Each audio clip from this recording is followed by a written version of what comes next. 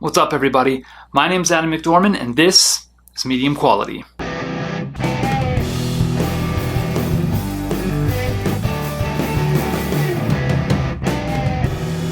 Alright, it's time for another vinyl record review, and as always, I'll post a link to the Discogs.com page for this specific release in the description section below, so make sure you check that one out because this one's a little unique. Not rare, but a little unique. Today we're talking about New Edition's 1988 release, Heartbreak. To be honest, I'd never really heard of New Edition until about a year and a half ago when a couple of my students absolutely insisted that I listen to them. Shout out to Ben and Jameer. Thank you for the tip, guys. After listening to a couple of the singles, I think from Heartbreak, I immediately grew to like this band.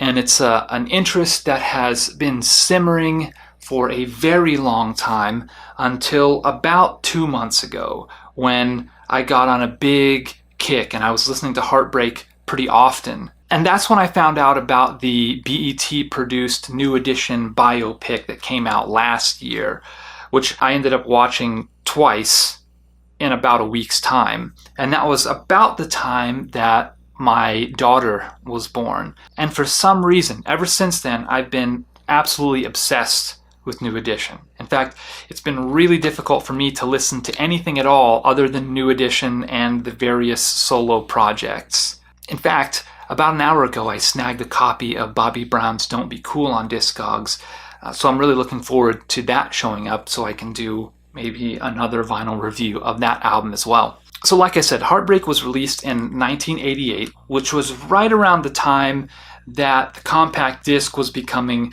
the primary method of music delivery in the United States.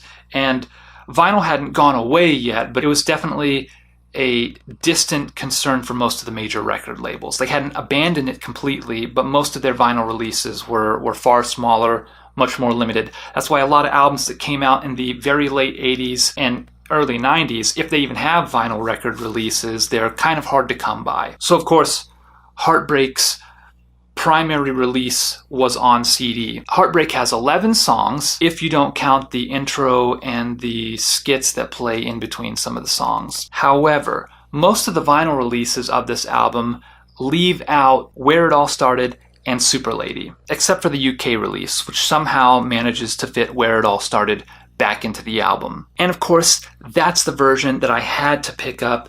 This is the UK edition. Out of all the songs in this album, Competition is probably my least favorite. There's just something about the synthesized sitar sounds that go throughout the song that are just bordering on too cheesy for me.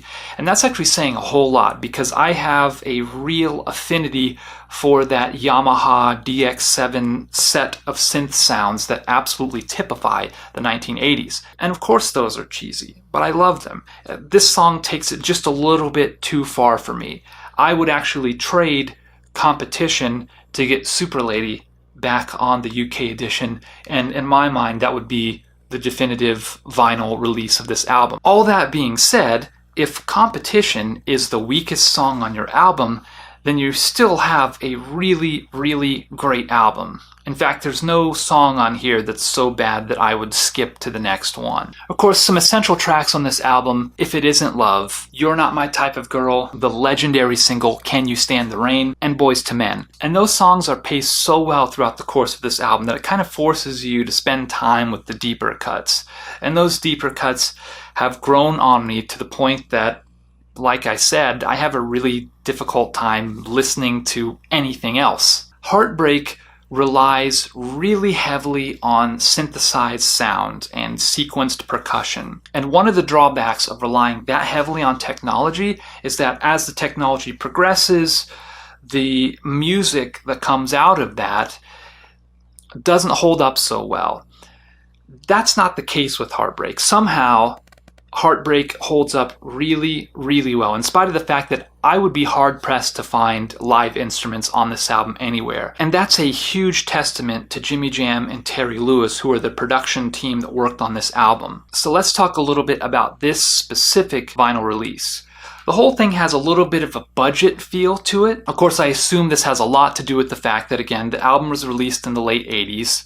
Vinyl's not the primary distribution method for music, and the CD version, of course, was the main version of this album. It had enough space on it that they could fit all the songs without cutting any of them. It just makes sense that the vinyl release might be a bit of an afterthought. The jacket of this album feels like a surprisingly lightweight cardstock, but the album art itself is absolutely fantastic. To me, the front cover has a very quintessential late 80s R&B look. It features the 5 members of New Edition completely decked out in these nice suits, standing in front of these expensive cars.